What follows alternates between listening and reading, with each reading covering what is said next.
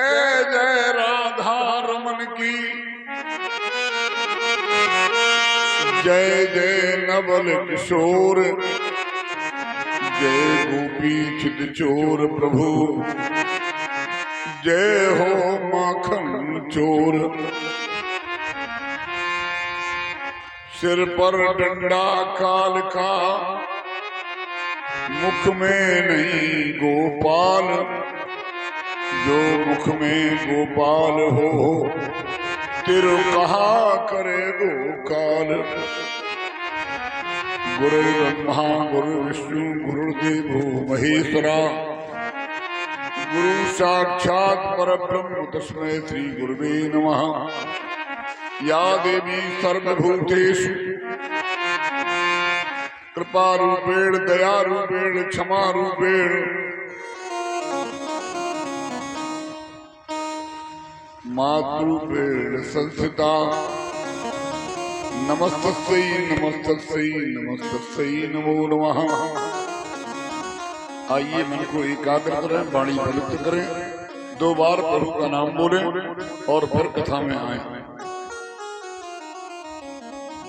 बोलिए अनंत बलवंत श्री प्रिया हनुमान जी महाराज की जय हो, भागवत भगवान की जय हो, व्यास भगवान की, जय हो, सुखदेव भगवान की, जय हो, परीक्षित जी महाराज की, जय हो, वृंदावन बिहारी लाल की, जय हो, राधा रानी सरकार की, जय हो, द्वारकाधीश महाराज की, जय हो, गिरिराज भगवान की, जय हो, बोली शिव पार्वती दरबार की, जय हो, धर्मदेव महाराज की, जय हो, सीताराम जी सरकार की, जय हो, राधा कृष्ण सरकार की, जय हो, गंगा यमुना सरस्वती की, जय हो, गोस्वामी तुलसीदास जी महाराज की, जय हो, हनुमान जी महाराज की, जय हो, बिरला हनुमान जी सरकार की। जय हो। देवों में देव हजारों हैं, बजरंग बली का क्या कहना।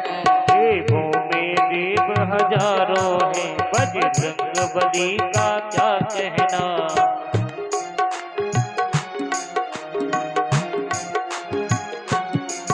देवों में देव हजारों हैं, बजरंग बली का क्या कहना। देवों में देव हजारों हैं, बजरंग बली का क्या कहना। बजरंग बली का क्या कहना। बजरंग बली का क्या कहना। वाले का क्या कहना। बिलुआ वाले का क्या कहना। देव हजारों हैं, बजरंग बली का क्या कहना। देवों में देव हजारों हैं, बजरंग बली का क्या कहना।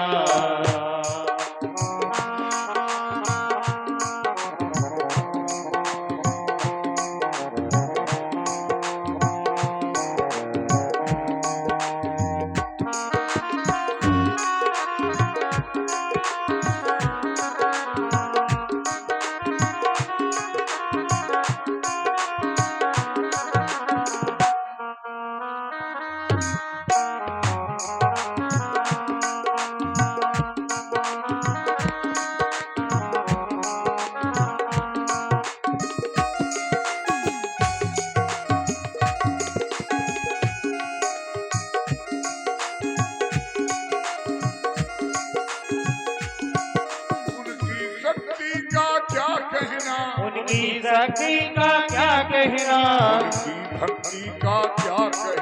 उनकी भक्ति का क्या कहना। उनकी शक्ति का क्या कहना। उनकी शक्ति का क्या कहना। उनकी भक्ति का क्या कहना। उनकी भक्ति का क्या कहना। देव हजारों हैं, बजरंग बली का क्या कहना। देवों में देव हजारों हैं, बजरंग बली का क्या कहना।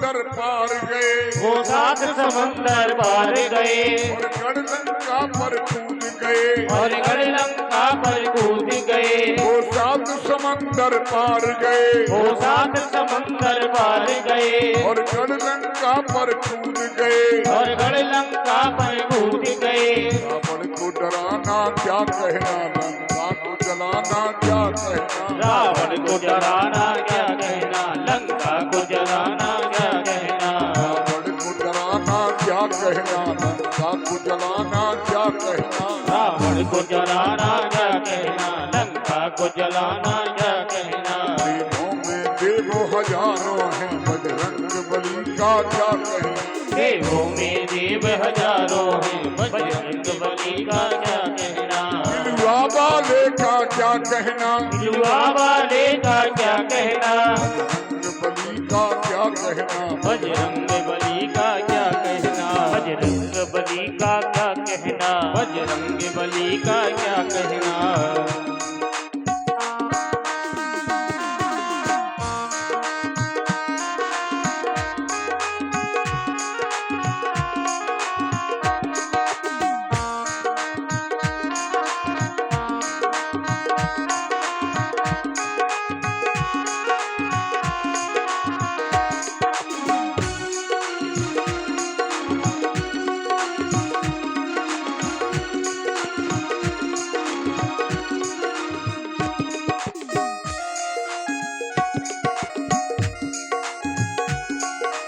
लक्ष्मण जी बेहोश हुए, जब लक्ष्मण जी बेहोश हुए, जीवन लेने को धाये, संजीवन लेने को धाये। जब लक्ष्मण जी बेहोश हुए, जब लक्ष्मण जी बेहोश हुए, जीवन लेने को धाये, संजीवन लेने को धाये। पर्वत को उठाना क्या कहना,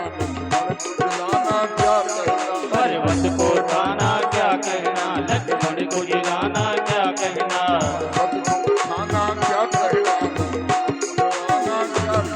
पर्वत को उठाना क्या कहना, लक्ष्मण को जिलाना क्या कहना, पर्वत को उठाना क्या कहना, पर्वत को उठाना क्या कहना, लक्ष्मण को जलाना क्या कहना, लक्ष्मण को जिलाना क्या कहना। देवों में देव हजारों हैं, देवों में देव हजारों हैं, बजरंग बली का क्या कहना, बली का क्या कहना, बजरंग बली का क्या कहना,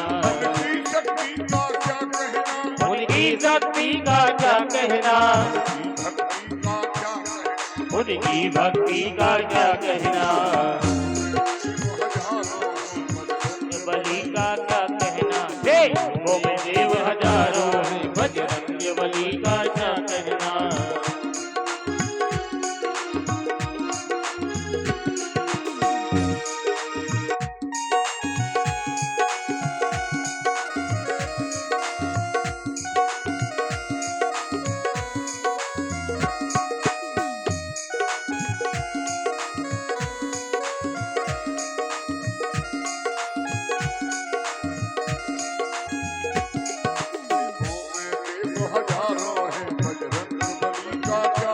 देवों में देव हजारों हैं, बजरंग बली का क्या कहना। देवों में देव हजारों हैं, बजरंग बली का क्या कहना। देवों में देव हजारों हैं, बजरंग बली का क्या कहना। देवों में देव हजारों हैं, बजरंग बली का क्या कहना। देवों में देव हजारों हैं, बजरंग बली का क्या कहना। बजरंग बली का क्या कहना, बजरंग बली का क्या कहना। बजरंग बली का क्या कहना, बजरंग बली का क्या कहना। बजरंग बली का क्या कहना, बजरंग बली का क्या कहना। बजरंग बली का क्या कहना, बजरंग बली का क्या कहना। क्या कहना।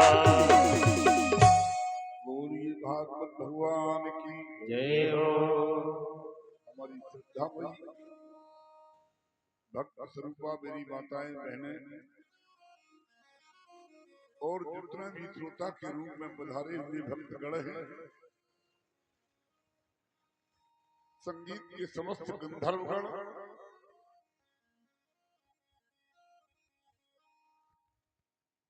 आचार्य गण के सहित मेरी व्यासपीठ आप सबका स्वागत करती है।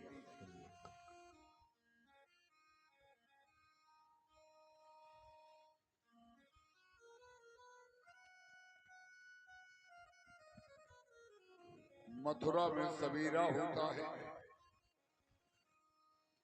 कंस ने सबसे पहला काम कौन सा किया? कंस कारागार में पहुंचा है और अपने बहन बहनोई दोनों को जेल से निकाला। देवकी और वसुदेव दोनों को जेल से निकलवाया और परीक्षित जी कंस ने अपनी बहन देवकी के पैर पकड़ दिए। बहन मुझे क्षमा कर दो, मैं तो ये समझता था कि मनुष्य संसार के झूठ बोलते हैं,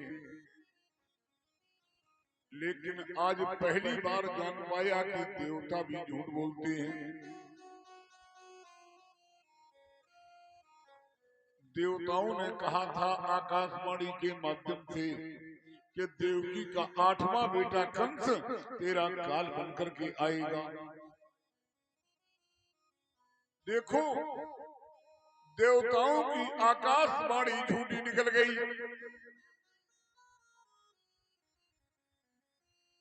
और होना चाहिए बेटा, लेकिन बेटा की जगह बेटी निकल गई।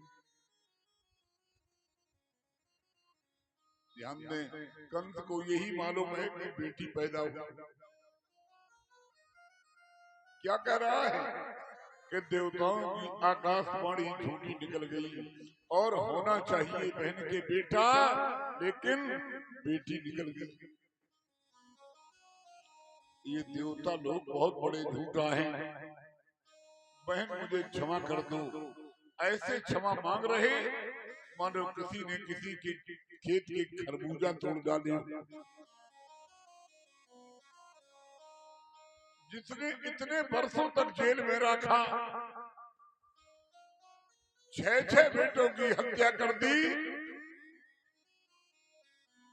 आज वो क्षमा मांग रहा है। वसुदेव और देवकी दोनों को जेल से निकलवा दिया।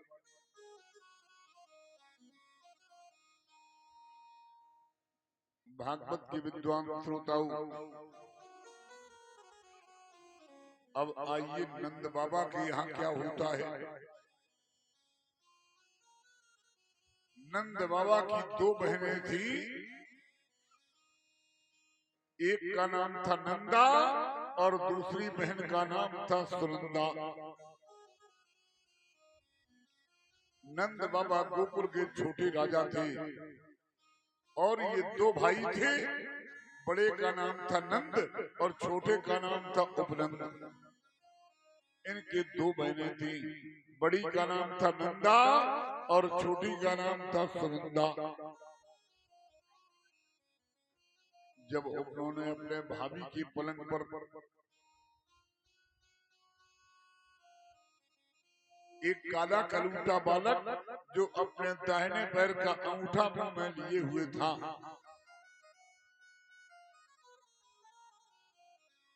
दोनों नन्हे भाभी से कहने लगी, अरे भाभी जाग रे जाग, तेरे लाला भयो लाला। भाभी जाग रे, तेरे लाला भयो है लाला। और भाभी हमें इतने दिन आए हो गए, लेकिन तुमने कभी हवा तक नहीं लगने दी कि मेरे पेट में लाला है। नंद बाबा की 2 बहनें थी, एक का नाम नंदा, एक का नाम सुनंदा। दोनों राखी बांधने के लिए भाइयों को रक्षाबंधन के त्योहार पर आई थी। और परवा और द्यूज 2 दिन बहन जाती नहीं है ससुराल। और फिर परीक्षित जी इतना पानी बरसने लगा कि दोनों बहनों को ससुराल जाने का मौका नहीं मिल पाया।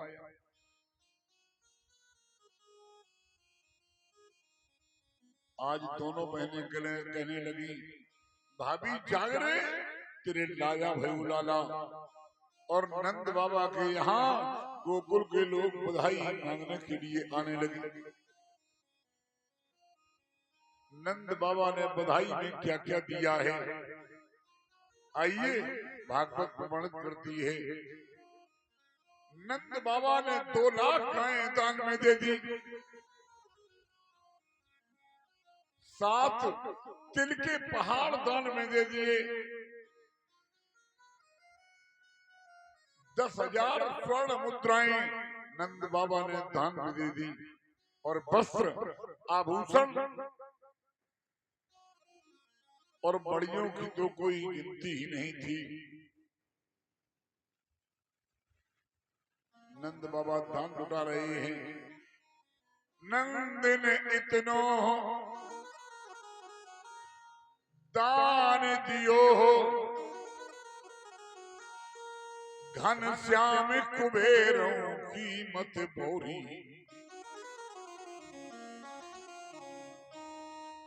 और देखत मोहे लुटाहे दियो, बची बचिया छछिया न बिछोरी। कुबेर भगवान घबरा गए कि हमसे भी ज्यादा दान लुटाने वाले नंद बाबा हैं। देखत मोहि लुटाई दियो, बची बचिया छछिया न पिछोरी। भागवत की विद्वान श्रोताओं,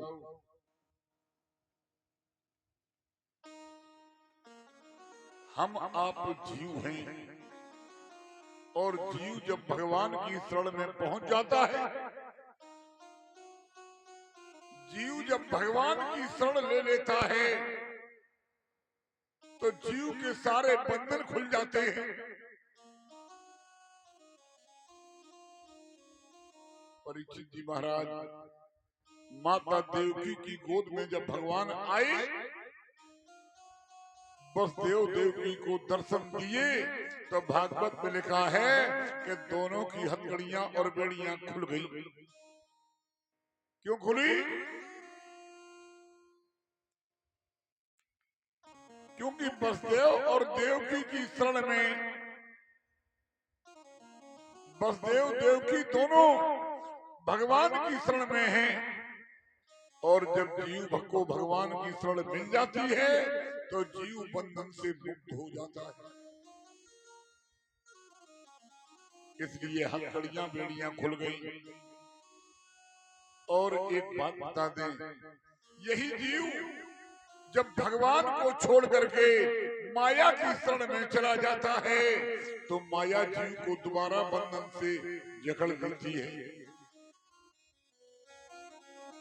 जब वसुदेव जी महाराज योग माया को लेकर के आए,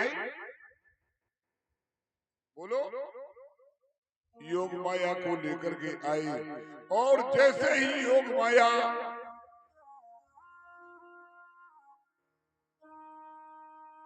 माता देवकी और वसुदेव की कारागार में आई, तो हथकड़ियां बेड़ियां लग गई। क्यों लगी? अब जीव माया से जुड़ गया है। और हथकड़ियां बेड़ियां कब खुली थी?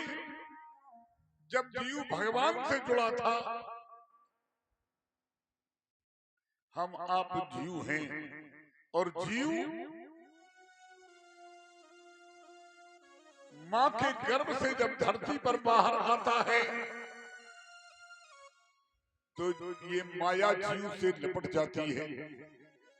जीव कुछ नहीं करता, लेकिन तुलसीदास जी कहते हैं कि ये माया जीव से लिपट जाती है, और जीव माया के बंधन में आ जाता है। भूमि परत भा ढाबर पानी, जिम जी भई माया लपटानी। धरती पर जब पानी बरसात का आता है, तो परीक्षित जी महाराज ये गंदा हो जाता है, और जीव जैसे ही धरती पर आता है, तो जीव से माया लिपट जाती है। जीव नहीं लिपटता, जीव से माया लिपट जाती है। और जब जीव से माया लपट जाती है तो ये माया जीव को परमात्मा का भजन नहीं करने देती, जीव को परमात्मा का भजन नहीं करने देती। और हम लोग जब मानव का शरीर मिला था तो भगवान से वादा किया था कि प्रभु इस गर्भ से मुझे निकाल लो, इस अघोर कुंड से मुझे निकाल लो, मैं तुम्हें वचन देता हूं कि मैं तुम्हारा भजन करूंगा। भजन क्यों नहीं करता है? क्योंकि जिम जीव माया लपटानी, जीव से माया लपट गई और जीव को माया परमात्मा का भजन नहीं करने देती। थोड़ा कठिन विषय है। ये माया कहां तक फैली है? बोलो भाई। तुलसीदास जी कहते हैं गो गोचर जहां लग मन जाई, गो माने इंद्रियां, हमारी आपकी इंद्रियां जहां तक फैली हैं, गोचर माने दृष्टि, हमारी आपकी जहां तक दृष्टि जाती है, जहां लग मन जाई, मन हमारा आपका जहां तक मन जाता है वहां तक माया फैली हुई है। और ईमानदारी से बताओ, एक पल में ही मन, एक पल में ही मन समुद्र के उस पार और एक पल में ही मन समुद्र के इस पार। हमारा आपका जहां तक मन फैला है, और मन की चाल मालूम आपको कितनी है? मन एक पल में ही सारे ब्रह्मांड में घूम करके और फिर निरंजनापुर में आ जाएगा। मन की चाल इतनी है। आइए भागवत के विद्वान श्रोताओं,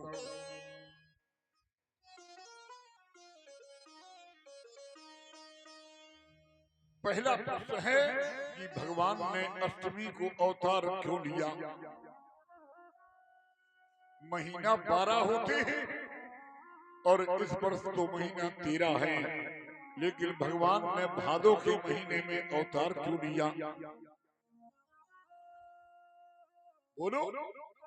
किसी महीने में भगवान अवतार ले सकते थे। भगवान की परिभाषा है। भगवान किसे कहते हैं? कर तुम अकर तुम अन्यथा या कर तुम यस्या समर्था सा ईश्वरा।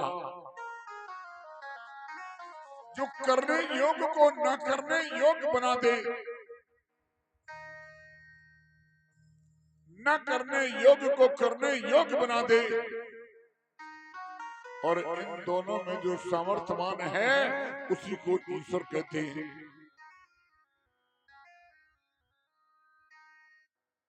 ये ईश्वर की परिभाषा है। ईश्वर अंश, वो अंशी है और हम लोग अंश हैं। अच्छा, अंशी और अंश में अंतर जानते हो? जैसे गंगा जी और गंगा जल, गंगा जी हैं। अगर गंगा जी से एक लोटा जल निकाल लिया जाए तो उसे लोग गंगा जल तो कहेंगे, लेकिन फिर गंगा जी कोई नहीं कह सकता। बोलो, गंगा जल तो कहेंगे। एक बात और बता दें सरल करके, जैसे आपके गांव में गंदी गंदी नालियों का पानी घूम रहा है, अगर किसी से कहो कि ये जल पी लो, क्या कोई पिएगा? नहीं पिएगा। और यही गंदी नाली का जल अगर गंगा जी में मिल जाता है तो गंगा जी बन जाता है, फिर कोई पीने के लिए मना नहीं कर सकता। सुर सर जल कृत वारुण जाना, कबहु न संत करें तेई पाना। अगर गंगा जल ले आओ, बोलो, गंगा जी से एक कट्टी जल ले आओ और एक कट्टी घर पर जल लाए और तुमने बनाई मदरा। क्या बनाई? मदरा। और मदरा में तुमने गंगा जल मिलाया। मदरा में, शराब में पानी मिलाते हो नहीं मिलाते? पानी मिलाया और पानी की जगह तुमने गंगा जल मिला दिया और किसी महात्मा से कहो कि लो, ये गंगा जल से बनाई हुई मदरा है, एक गिलास पी लो।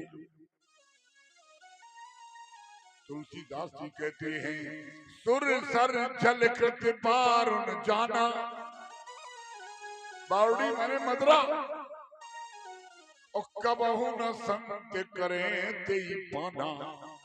किसी महात्मा से कहोगे, किसी सज्जन पुरुष से कहोगे कि भैया पी लो, हमने गंगा जल से बनाई है, हमने गंगा जल मिलाया है, लेकिन कोई भी विद्वान उसे पी नहीं सकता। और वही मदरा का पात्र, वही मदरा की कट्टी, शराब भरी हुई कट्टी अगर आप गंगा जी में डाल देंगे तो फिर कोई भी पीने के लिए मना नहीं कर सकता। उसका कारण, जो सामर्थ्यवान होता है उस पर कभी दोष नहीं लगता। और सामर्थ्यवान कौन कौन है? वो स्वामी जी कहते हैं कि समर्थ को नहीं दोष गोसाई, रवि पावक सुर सर की नाई। समर्थ को नहीं दोष गोसाई, रवि पावक सुर सर की नाई। समरथ को नहीं दोष गोसाई, समरथ को नहीं दोष गोसाई, रवि पावक सुर सर की नाई, रवि पावक सुर सर की नाई। रवि माने सूर्य, पावक माने अग्नि और सुरसर माने गंगा जी। बोलो, सूर्य भगवान का प्रकाश अच्छी जगह पर भी पड़ता है, गंदी जगह पर भी पड़ता है। आग, आग अच्छे को भी जलाती है और बुरे को भी जलाती है। बोलो, आग में जो भी पड़ेगा उसे जला करके राख कर देगी। गंगा जी में जो भी मिलाया जाएगा उसे गंगा जी बना देगी। ठीक उसी प्रकार से ये जीव है, हम आप उसी के अंश हैं। वो अंशी है और हम लोग अंश हैं।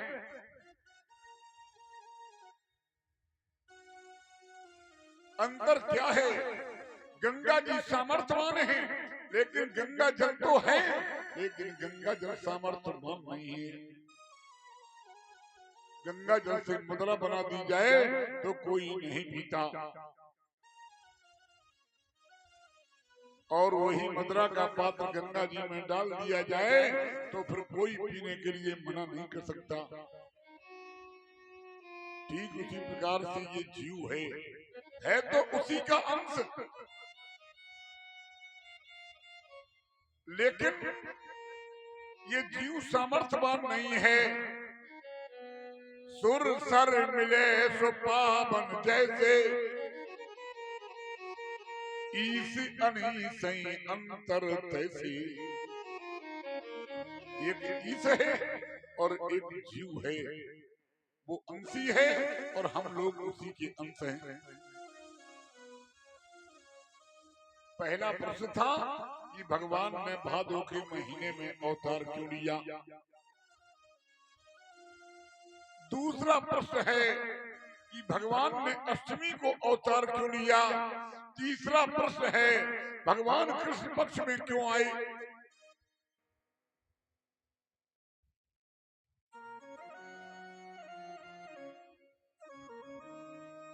बोलो भैया।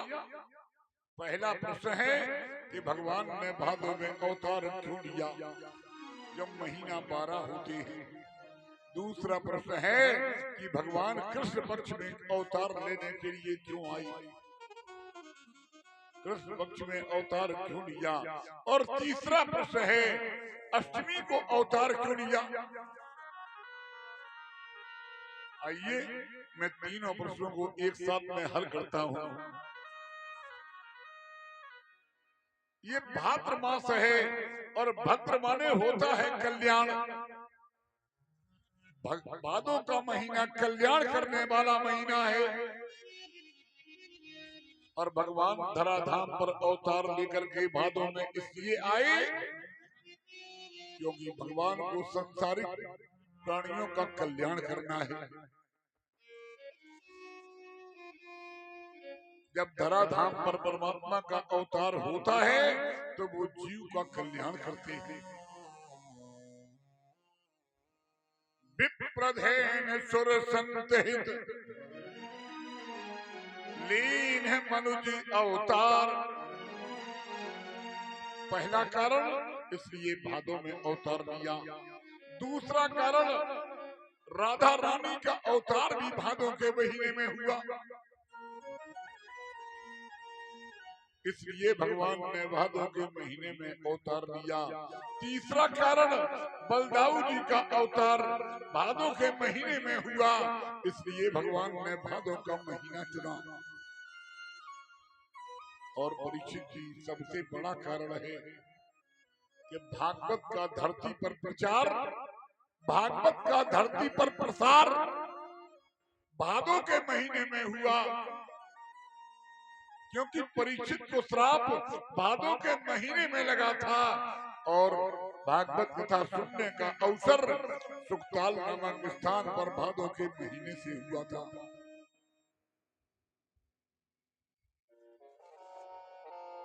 इसलिए भगवान ने भादों के महीने में अवतार लिया। कृष्ण पक्ष में अवतार क्यों लिया, क्योंकि त्रेता में शुक्ल पक्ष में अवतार लिया था, इसलिए द्वापर में कृष्ण पक्ष में अवतार लेकर के आई। क्योंकि कृष्ण पक्ष ने कहा था जितने अपवित्र काम होते हैं, जितने गंदे काम होते वो अंधेरे पाक में होते। चोर भी चोरी करता है तो अंधेरे पाक की प्रतीक्षा करता है। भगवान ने कहा चिंता न करो, ये दोष तुम्हारा द्वापर में मिटाएंगे। इसलिए भगवान ने कृष्ण पक्ष में अवतार लिया। एक कारण और अष्टमी को अवतार क्यों लिया, क्योंकि कृष्ण पक्ष में 15 तिथियां होती हैं, प्रतिपदा से लेकर के अमावस्या तक, और बीच की तिथि है अष्टमी। भगवान ने 7 आगे से और 7 पीछे से हटाई, अष्टमी तिथि को चुना, क्योंकि भगवान कृष्ण है मायापति और 8 का अंक माया का अंक है।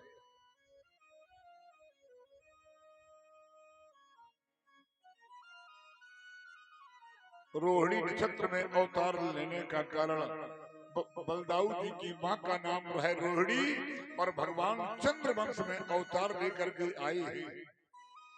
चंद्रमा की पत्नियां कितनी हैं?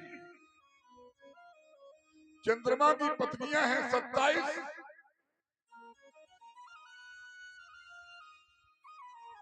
और जिस पत्नी से सबसे ज्यादा प्यार चंद्रमा करता है उसका नाम है रोहिणी। जो 27 नक्षत्र हैं कोई चंद्रमा की 27 पत्नियां हैं और केवल रोहिणी नक्षत्र लगा हो और आप कोई भी काम कर डालो, नक्षत्र इतना प्रबल है। और भगवान कृष्ण ने रोहिणी नक्षत्र में इसीलिए अवतार लिया है। दूसरा कारण, बलदाऊ जी की माँ का नाम है रोहिणी, इसलिए रोहिणी नक्षत्र में अवतार लिया। तीसरा कारण है, चंद्रमा की पत्नी है रोहिणी और रोहिणी के कारण चंद्रमा को श्रापित कर दिया गया था। आज भगवान चंद्रवंश में अवतार लेकर के आए हैं, इसलिए भगवान ने रोहिणी नक्षत्र में अवतार लिया। और एक बात बता दें परीक्षित जी, भगवान कृष्ण का जन्म मथुरा में वृंदावन में तब तक नहीं मनाया जा सकता जब तक रात में 12 बजे रोहिणी नहीं आ जाएगी। रोहिणी नक्षत्र अगर नहीं होगा तो तब तक जन्माष्टमी का पर्व पूरे विश्व में मनाया नहीं जा सकता। इसे ध्यान कर लो, जब रात में 12 बजे रोहिणी होगी तभी भगवान का जन्म मनाया जाएगा। आइए एक 4 पंक्तियों का सुंदर भजन बोल ले, क्योंकि ये बहुत गरिष्ठ भोजन था।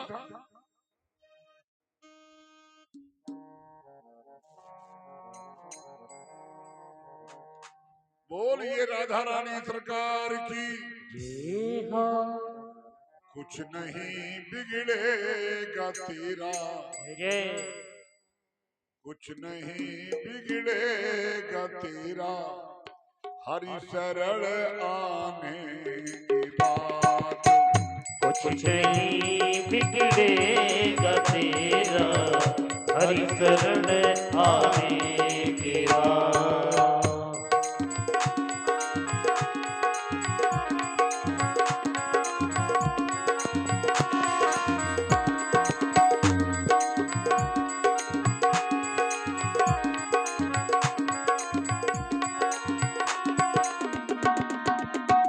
हर खुशी मिल जाएगी चरणों में झुक जाने के बाद। हर खुशी मिल जाएगी चरणों में झुक जाने के बाद। कुछ नहीं बिगड़ेगा तेरा, हरि शरण आने के बाद। अगर भगवान की शरण मिल गई तो तुम्हारा दुनिया में कोई बिगाड़ नहीं सकता कुछ भी। जय हो। कुछ नहीं बिगड़ेगा तेरा, हरि शरण आने के बाद। कुछ नहीं बिगड़ेगा तेरा, हरि शरण आने के बाद। बड़े भाव से ताली की सेवा करते हुए हरि बोल।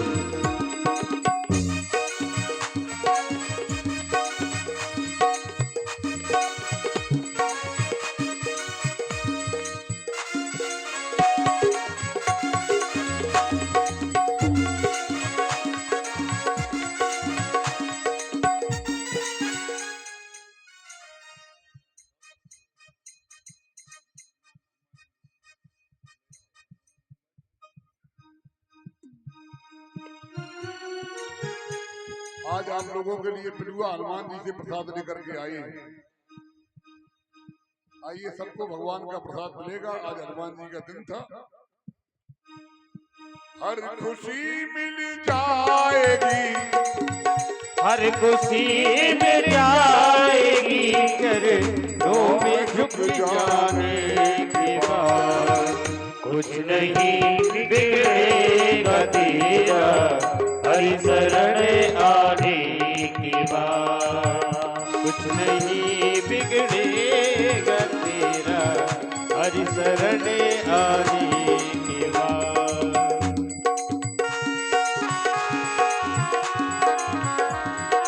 जय हो।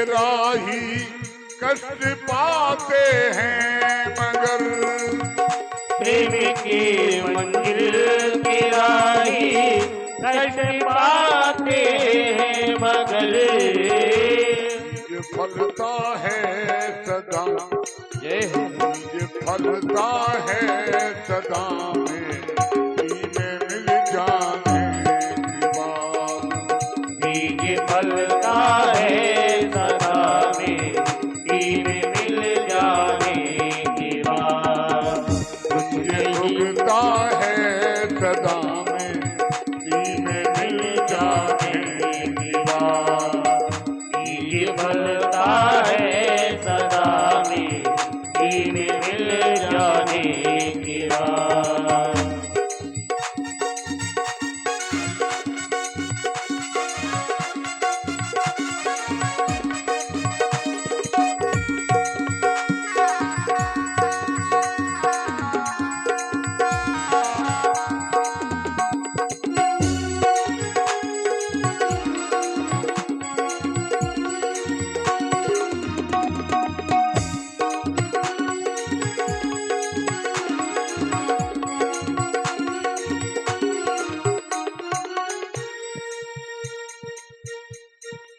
पूछो इन फूलों से जाकर छाई है कैसी बहार पूछो इन फूलों से जाकर छाई है कैसी बहार पूछो इन फूलों से जाकर छाई है कैसे बहार पूछो इन फूलों से जाकर छाई है कैसी बहार तलक कांटों पे सोया तब तलक कांटों पे सोया लाल पर आने की बात कब तलक कांटों पे सोया लाल पर आने की बात नहीं बिगड़ेगा तेरा हरि शरण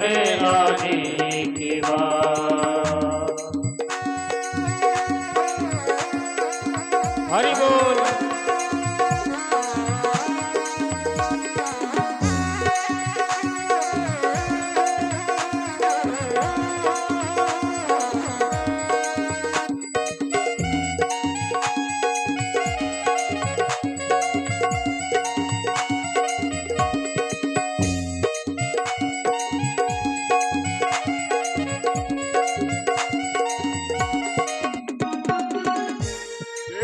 कर काली घटा को भ्रमर मत हो निराश एक कर काली घटा को भ्रमर मत हो निराश गलियां भी खिलेगी बंद गलियां भी खिलेगी रात ढल जाने की बात बंद गलियां भी खिलेगी रात ढल जाने की बात दोनों हाथ उठा करके तालीम करते बिगड़ेगा तेरा हरि शरण आने की बात कुछ नहीं बिगड़ेगा तेरा हरि शरण आने की बात हरि बोल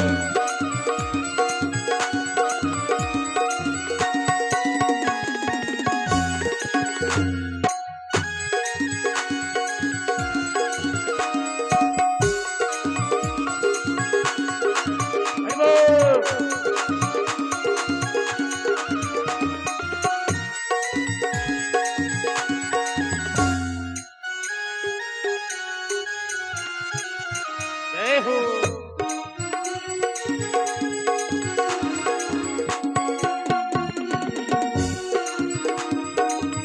जब तलक है भेद मन में कुछ नहीं कर पाएगा जब तलक है भेद मन में कुछ नहीं कर पाएगा लाएगा ये साधन, रंग लाएगा ये साधन, भेद मिट जाने,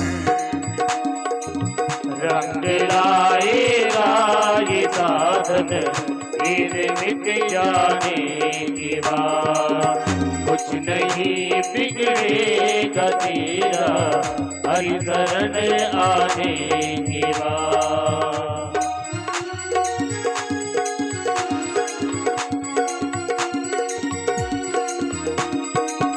कुछ नहीं बिगड़ेगा तेरा हरि शरण आने के बाद।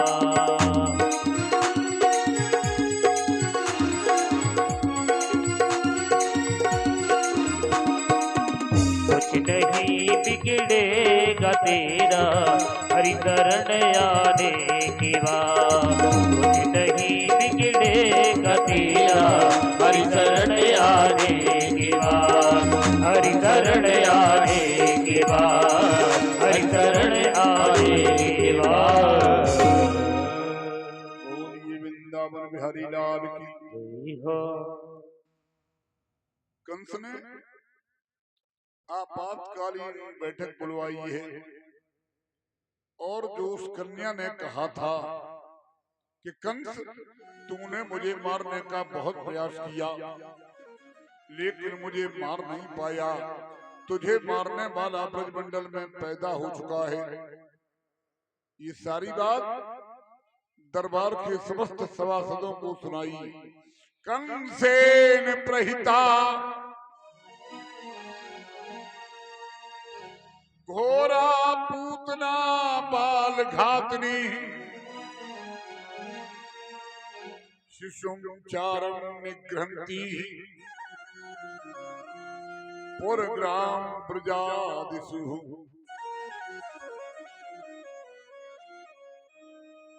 एक कंस की सेविका थी जिसका नाम था पूतना। कंस की एक सेविका थी जिसका नाम था पूतना। पूतना की परिभाषा क्या है? पूतना किसे कहते हैं? जिसके कोई पूत न हो उसे कहते हैं पूतना। जो पवित्र न रहती हो उसे कहते हैं पूतना। जिसकी कोख से कोई संतान पैदा ना हुई हो उसे कहते हैं पूतना। जो हमेशा अपवित्र रहती हो उसे कहते हैं पूतना। पूतना ने ग्वालिनी का वेश बनाया और कंस से कहकर के आई कि मैं 1 वर्ष के सारे बच्चों को, ब्रजमंडल के बच्चों को मार डालूंगी। गोपी का वेश बना करके पूतना चल पड़ी। और देखो सबसे बड़ी बात, उस दिन भगवान की छठी का उत्सव मनाया जा रहा। आज छठी वाला त्योहार है और नंद बाबा आज गोकुल में नहीं है। कहाँ गए? नंद बाबा छोटे राजा थे। भोजराज कंस को इन्हें कर देने के लिए वार्षिक कर लगता था इन पर। कितना? 80 रुपए, 12 आने 4 पाई। इतना कर 1 साल में कंस को देना पड़ता था। कंस के यहाँ गए और खजाने में पैसा जमा कराया, अपनी रसीद कटवाई और लौट करके आ रहे थे तो यमुना के किनारे बसदेव जी मिल गए। परीक्षित जी महाराज, बसदेव जी और नंद बाबा यमुना के किनारे दोनों लोग गले मिले हैं और थोड़ी देर तक बैठ करके यमुना के घाट पर किया विश्राम। तब से उस घाट का नाम विश्राम घाट पड़ गया। मथुरा गए कभी? हैं? अब जरूर जाना। जहाँ द्वारकाधीश का मंदिर है वहां से 500 मीटर दूरी पर, लगभग 500 मीटर दूरी पर विश्राम घाट है। यमुना का एक घाट है, उसका नाम विश्राम घाट पड़ गया। विश्राम घाट क्यों पड़ा? क्योंकि बसदेव जी और नंद बाबा दोनों लोग आपस में गले मिले हैं और थोड़ी देर रुक करके दोनों ने किया विश्राम, तो उस घाट का नाम विश्राम घाट पड़ गया।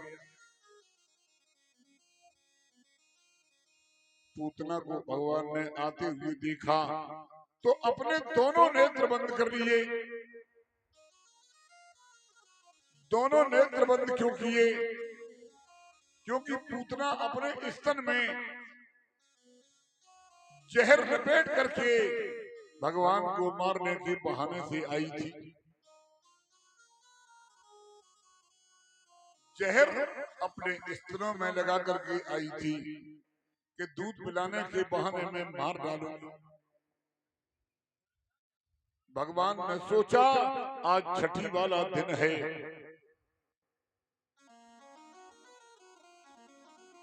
हम तो ब्रजमंडल में माखन मिश्री खाने आए थे, आज छठी वाले दिन ही मुझे जहर पीना पड़ेगा और जहर पीना भोले बाबा का काम है, मेरा काम नहीं।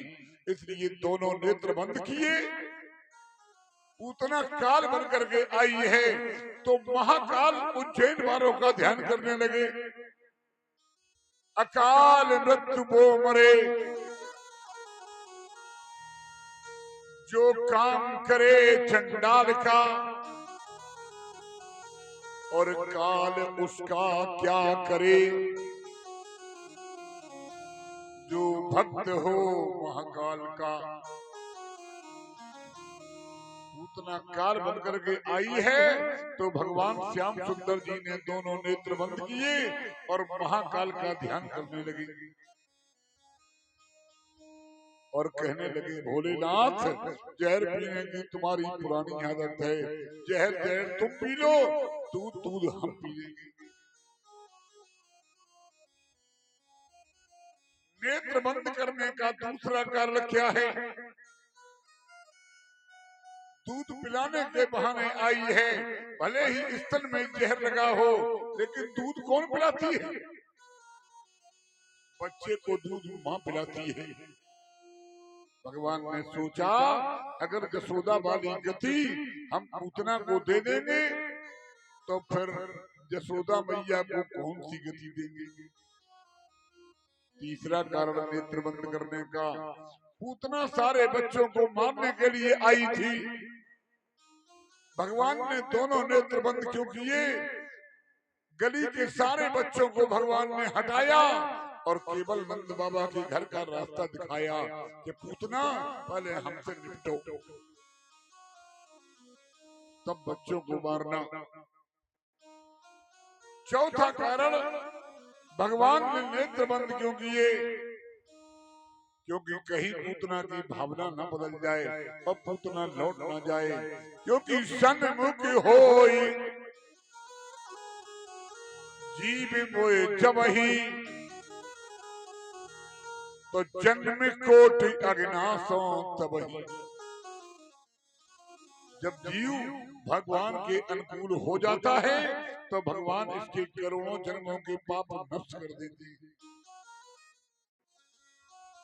नेत्र बंद करने का एक कारण और है कि पूतना समझ जाए कि बच्चा सो रहा है, और कभी किसी माँ का बच्चा सोते में कभी माँ का दूध नहीं पीता। इसलिए भगवान ने दोनों नेत्र बंद कर लिए। आइए विद्वान श्रोताओं, और भी कई कारण हैं। भगवान का एक नेत्र सूर्य भगवान का है, दूसरा नेत्र चंद्र भगवान का है। पूतना दोनों को कलंकित करना चाहती है, इसलिए भगवान ने अपने नेत्र बंद कर लिए। नेत्र बंद करने का एक कारण और है कि नेत्र खुले देखे तो पूतना कहीं लौट न जाए कि बच्चा बड़ा निडर है। इसलिए भगवान ने दोनों नेत्र विद्वानों बंद कर लिए। पूतना गई ग्वाली का भेष बना करके और लाला को गोदी में उठा लिया और जहर से लिसा हुआ स्तन भगवान के मुखार बिंद में जबरदस्ती ठूस दिया। स्तन में जहर लगा था, जबरदस्ती भगवान के मुंह में अब स्तन डाल दिया। भागवत के विद्वान श्रोताओं, भगवान ने सोचा कि अब तो पीना ही पड़ेगा। भगवान ने पहले पूतना का दूध पिया, फिर पूतना के प्राण पीने लगे। पूतना आकाश में लेकर के भगवान को उड़ी और पूतना ने कहा लाला छोड़ दे, लाला छोड़ दे। भगवान ने कहा पूतना पहले तो मैं जल्दी जल्दी किसी को पकड़ता नहीं हूँ, पहले जल्दी जल्दी किसी को पकड़ता नहीं हूँ, लेकिन जिसे एक बार पकड़ लेता हूँ उसे फिर जल्दी जल्दी कभी छोड़ता नहीं हूँ। पूतना ब्रजमंडल के बाहर जाकर के गिरी और भागवत में लिखा है कि पूतना के गिरने से 6 कोस के वृक्ष धराशायी हो गई।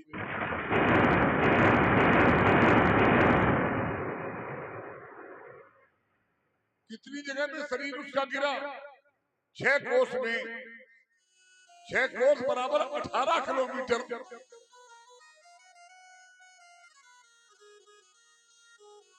देखो एक नई बात बता दें, पूतना का शरीर 6 कोस में गिरा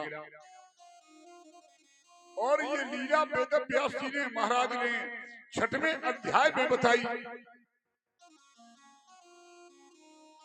6वां अध्याय है 10वें स्कंद का 6ठी वाला दिन है और 6 कोस में पूतना गिरी। ग्वाल वालों ने खंड खंड करके पूतना के शरीर में आग लगा दी। मैया नाना को उठा करके लाई और गैया की पूंछ से गोविंद गोविंद कह करके झारा मारने लगी। मैया झारा मार रही है, भगवान मुस्कुराने लगे। पूतना के शरीर में जब आग लगी तो बहुत सुगंधी निकली, क्योंकि भगवान से स्पर्श हो गया था पूतना का। परीक्षित जी ने सुखदेव जी से पूछा, हे प्रभु ये पूतना कौन थी? भागवत कहती है ये पूतना राजा बलि की पिछले जन्म की बेटी थी। उसका नाम था रत्नमाला।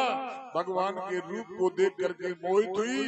भगवान से मन में मांगा था कि मेरा बेटा इतना सुंदर होता तो मैं इसे अपना स्तनपान कराती।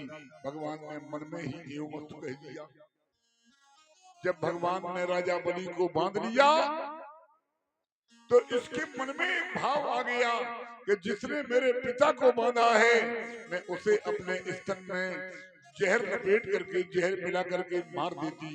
भगवान ने कहा तू मार तो नहीं पाएगी, लेकिन जहर मिलाने जरूर आएगी, तेरी इच्छा पूरी करेंगे।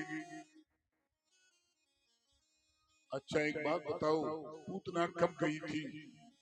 भगवान का प्राकट्य अष्टमी को हुआ और 6ठी वाला दिन है 8 धन 6 बराबर 14 और चौथ नौमी 14 ये तीनों रिक्ता तिथियां होती हैं और अविद्या के विद्वानों 14 स्थान होते हैं।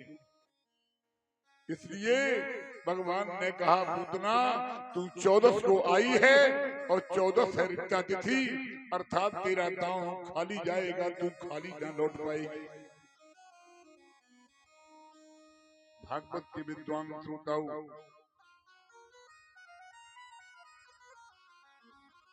भगवान का प्राकट्य मथुरा में हुआ और भगवान मथुरा में नहीं रुके। क्यों? मथुरा किसे कहते हैं? मथुरा कहते हैं हृदय को, और भगवान का प्राकट्य हृदय से होता है। लेकिन जब तक मेरे हृदय में, हमारे आपके हृदय में अहमान रूपी कंस इस हृदय में बैठा रहेगा, तब तक मेरा ठाकुर हृदय में रुक नहीं सकता।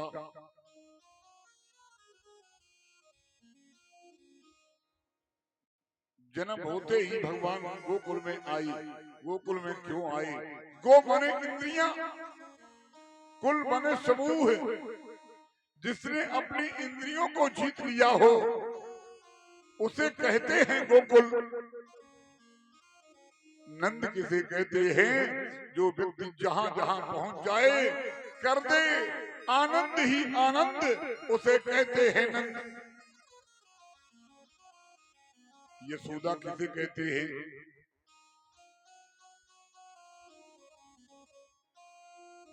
यशोदा की परिभाषा है यशोदा यशोदा। जो दूसरे को यश देती हो उसे कहते हैं यशोदा।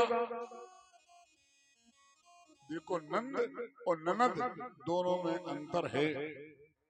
नंद जो व्यक्ति जहां पहुंच जाए कर दे आनंद ही आनंद, उसे कहते हैं नंद। और ननद केवल आदि ना का अंतर है। नंद में आदि ना बीच में और ननद में पूरी ना बीच में। ननद की परिभाषा है कि जब अपने ससुराल में चली जाए तब घर में हो आनंद, उसे कहते हैं नंद।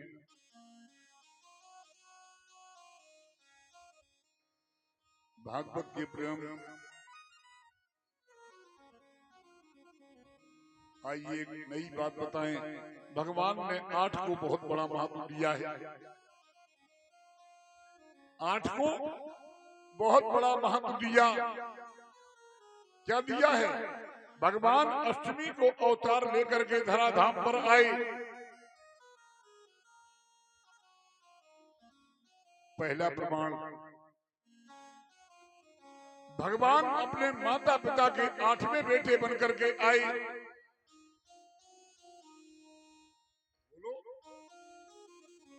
भगवान 8वें प्रहर में पैदा हुए। प्रहर कितने होते हैं? हर 3 घंटे का एक प्रहर होता है और 24 घंटे में 8 प्रहर होते हैं। 12 बज के रात में 1 मिनट पर पहला प्रहर शुरू हो जाता है। भगवान 12 बजे रात में प्रकट हुआ, अर्थात 8वें प्रहर में आई। भगवान ने 8 सखा बनाए। भगवान की 8 पटरानियां बनेगी। भगवान धरती पर 125 वर्ष रहे हैं। 11 वर्ष भगवान वृंदावन में रहे। 14 वर्ष भगवान मथुरा में रहे और 100 वर्ष भगवान द्वारका में रहे। कुल मिलाकर बोलो, 11 दिन 14 दिन 100 बराबर 125। धराधाम पर 125 वर्ष रहे और 1 से 25 को अंकों में लिखो और जोड़ो तो 1 धन 2 धन 5 बराबर 8। 1 धन 2 धन 5 बराबर 8।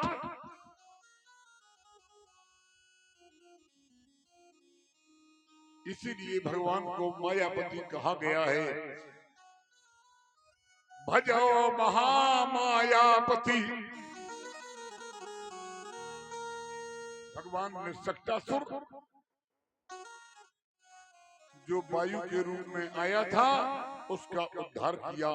तड़ावत जो आंधी के रूप में आया था भगवान ने उसका भी उद्धार किया।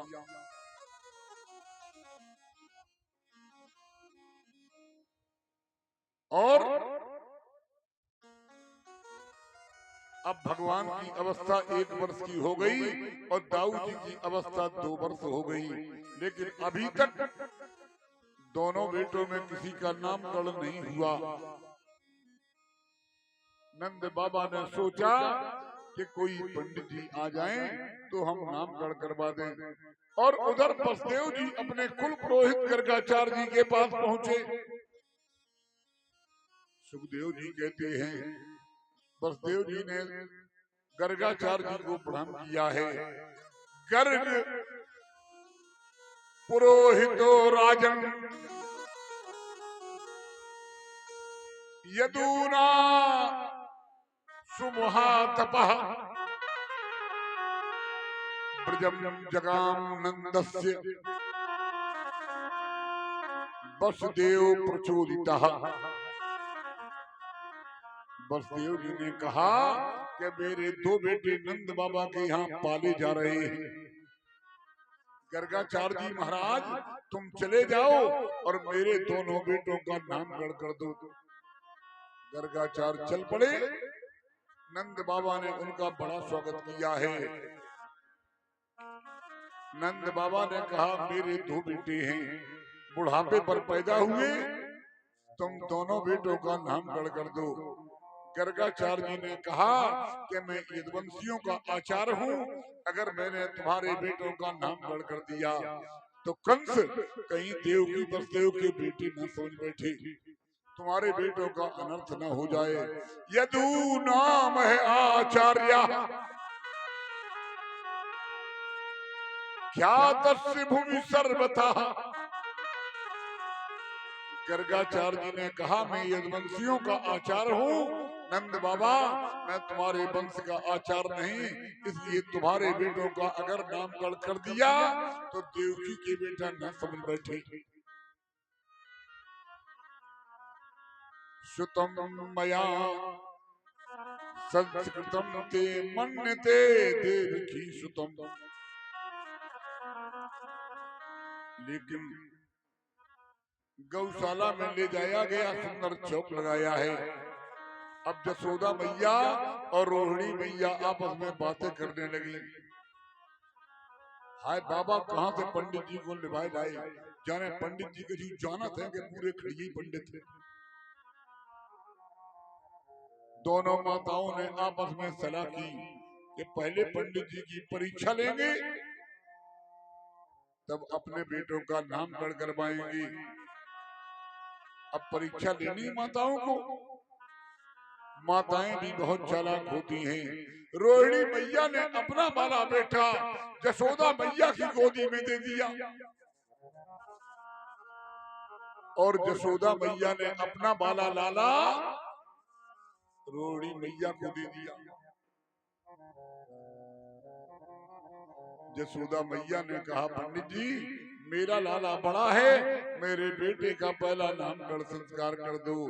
गर्गाचार्य जी जान गए नामकरण कर अवसर जानी, भूप बोले पठे मुनि ज्ञानी।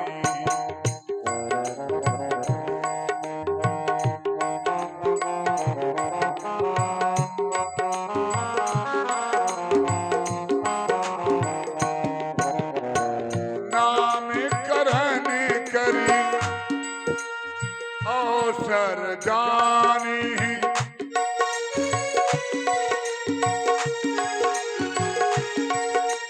भूप बोले पठे मुनि ज्ञानी।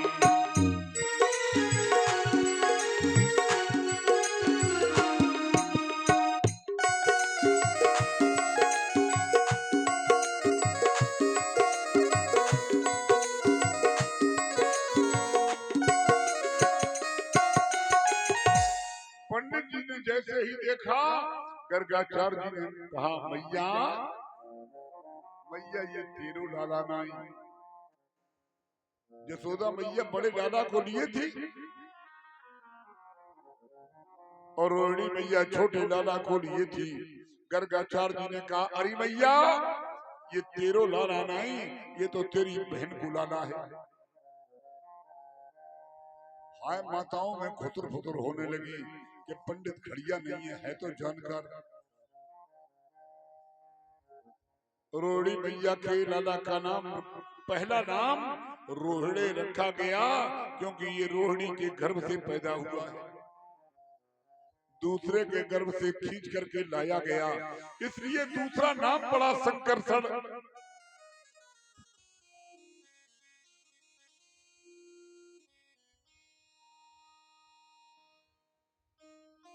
इसका नाम गर्गाचार्य जी ने कहा राम होगा, बल में बहुत ज्यादा है, इसलिए लोग बलराम कहेंगे।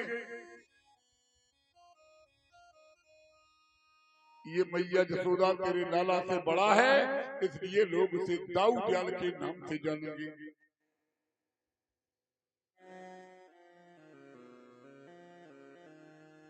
अब जसोदा मैया के लाला का क्रम आया तो गर्गाचार्य जी कहने लगे, मैया तुम्हारा लाला कृष्ण पक्ष में पैदा हुआ है, इसलिए तुम्हारा लाला का पहला नाम होगा कृष्ण।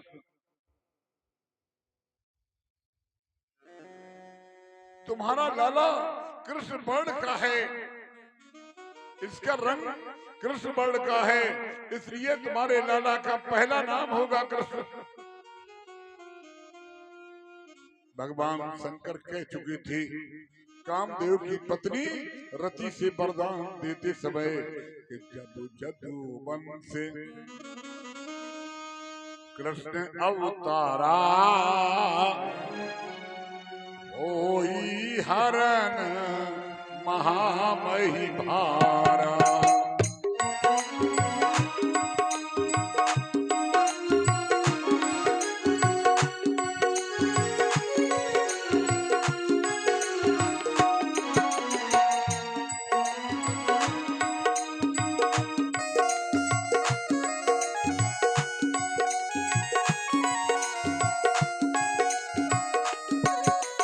जब जदुवन से कृष्ण अवतारा, जब यदुवंश कृष्ण अवतारा, होई हरण महामही भारा।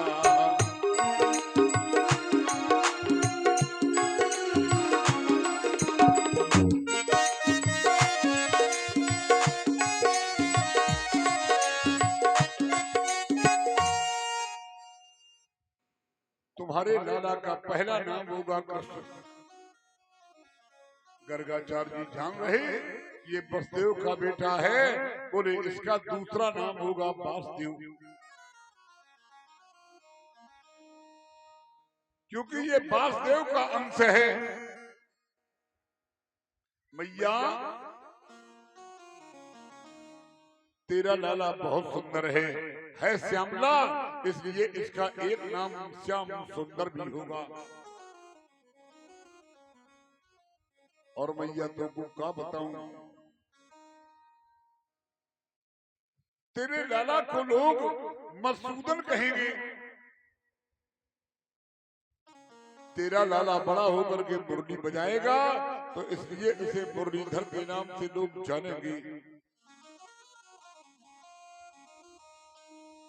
भागवत के विद्वान श्रोताओं, मैया ने कहा पंडित जी तुमने जितने नाम रखे हैं ये ठीक हैं, लेकिन मैं तो अपने लाला को कान्हा कहूंगी। कान्हा,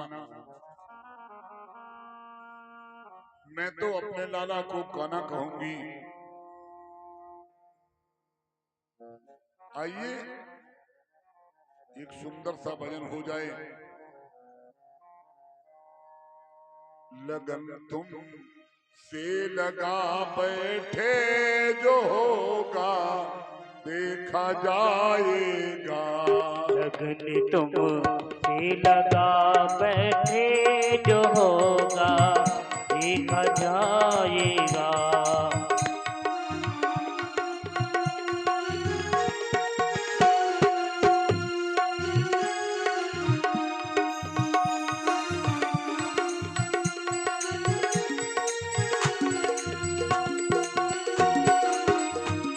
लगन तुम से लगा बैठे जो होगा देखा जाएगा।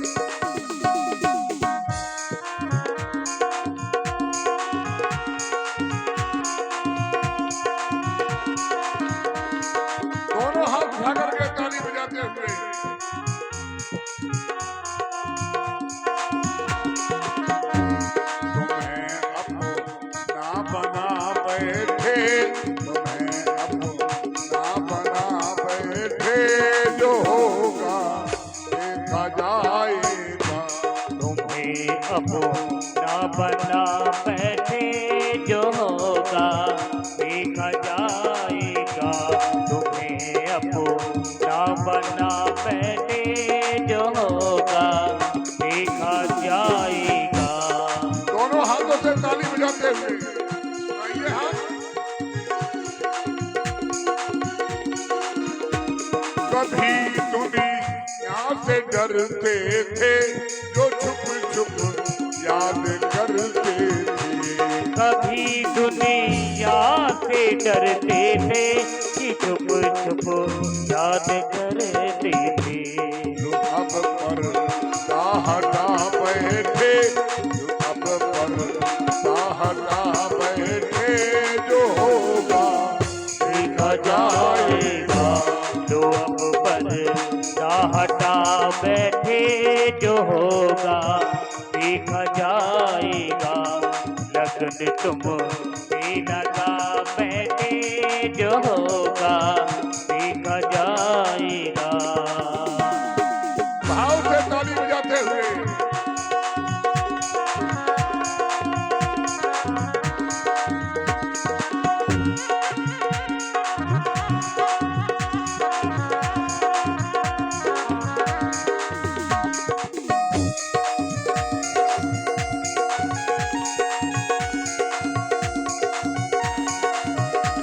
कभी डर था कि ये दुनिया